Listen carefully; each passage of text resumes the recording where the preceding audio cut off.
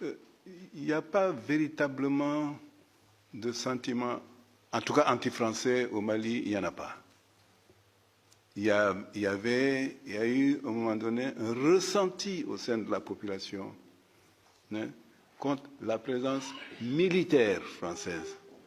Et pour une raison très simple, pour plusieurs raisons. D'abord, avec tant d'hommes, on s'attendait à une lutte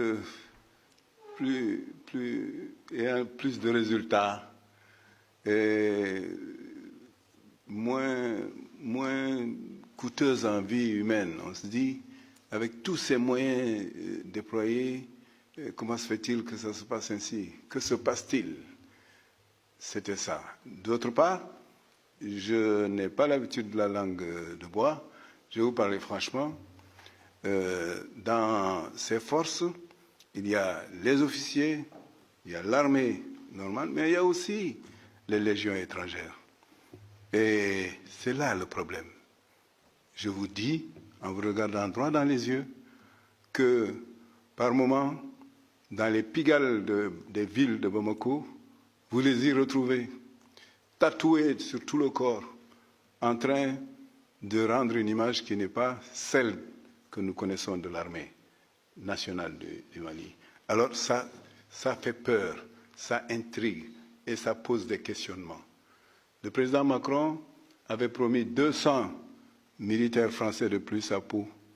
C'est maintenant 600 et parmi lesquels on a fait appel au 3e régiment de Nîmois, n'est-ce pas, des légions étrangères.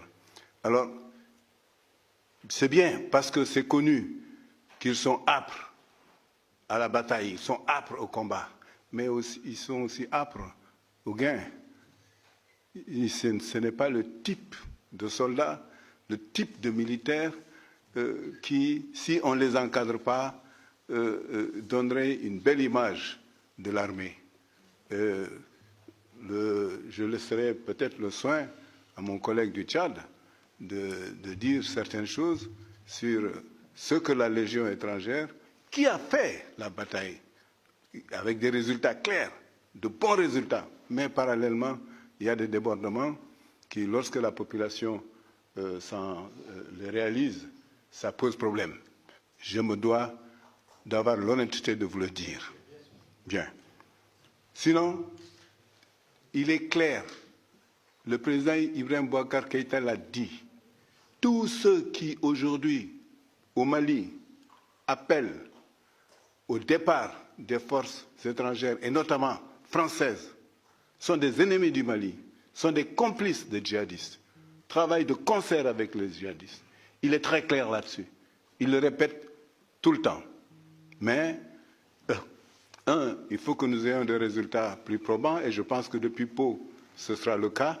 Et deux, il faut que le comportement de certains éléments ne laisse pas à désirer, certains éléments de l'armée, parce que nous, on les voit tous, on dit c'est l'armée, mais vous en voyez qui sont tatoués partout, qui font du n'importe quoi dans les rues de Bamako et d'ailleurs le soir, et ce n'est pas bon pour l'image de la France. Ça, je tiens à vous le dire. Bien. Vous connaissez les conditions d'enregistrement, de diffusion de ces auditions. Vous avez stigmatisé l'armée française à travers le comportement certainement vrai de certains soldats. Vous n'ignorez pas qu'au sein du ministère de la Défense, tout cela est surveillé de près, que les relations en bon diplomate que vous êtes, que ces sujets-là doivent remonter aux états-majors, remontent dans les discussions politiques que nous avons de cabinet à cabinet. Moi, je ne peux que regretter si vos propos sont repris, et j'ai peur qu'ils seront repris, vos propos liminaires, cela contribuera à tout ce que nous avons dénoncé, ce que vous avez vous-même regretté en disant que vos gouvernements ne soutiennent pas cet esprit anti-français. Cela va y contribuer, que vous le vouliez ou non.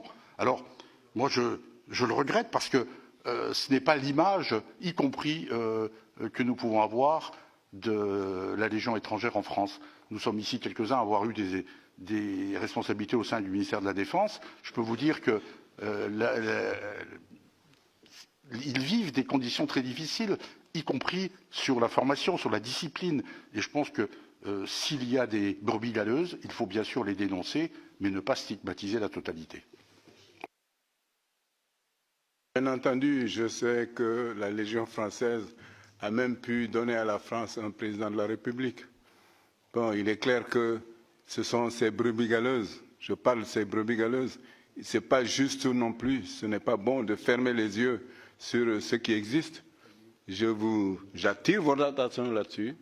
Et nous, justement, ce qu'on fait et ce qu'on dit au Mali, c'est de dire ne faites pas l'amalgame.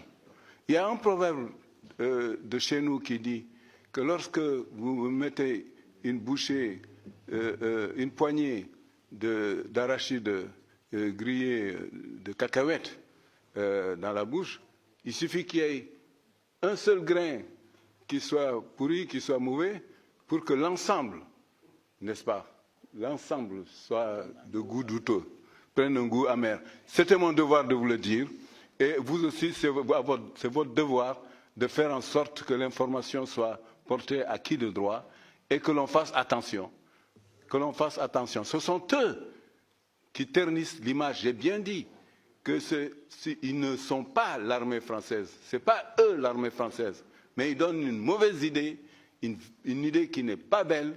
Et c'est bon de vous en parler et pour que vous aussi vous en parliez là-bas. Et nous, en tout cas, c'est ce qu'on fait au Mali.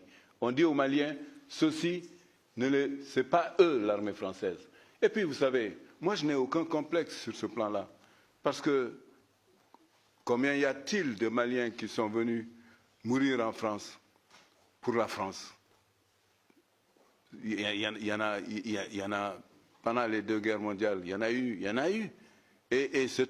Et je voudrais justement que vous compreniez que nous sommes pratiquement devant, à l'horizon, il y a une guerre, je ne dirais pas mondiale, mais internationale qui se profile à l'horizon. Et il faut que nous fassions ce que nous devons faire pour la stopper. Si on stoppe ça au Sahel, c'est fini. Mais si on ne le stoppe pas, je ne serai peut-être pas plus de ce monde, mais vous verrez ce qui se passera ici, en France.